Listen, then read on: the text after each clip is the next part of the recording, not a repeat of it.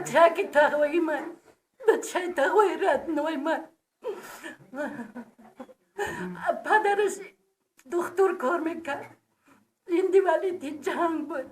در جنگ تا گرمنی را رفتگی بود برای ما آزادی آورد پدری او امروز ایرا در برای چی کشتن من نمیدونم همه میدونم من که نمیدونم که برای چه کام گناهش کشتن آدم نکشته بود یکم کس غم نداده بود به همه خوبی میخواست نغزی میخواست و همه را میگفت که همه جون باید همه یک باشه همه را ما باید که دستی یک شکستگی و افتادگی را بگیریم همه جون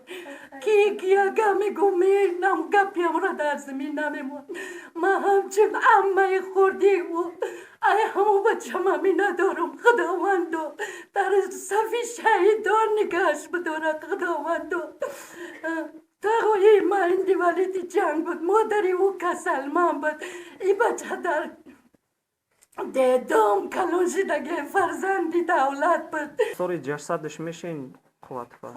بیارن اقلا مردش ببینیم او فرزندی بد نبود برای وطن فرزندی نکی وطن بود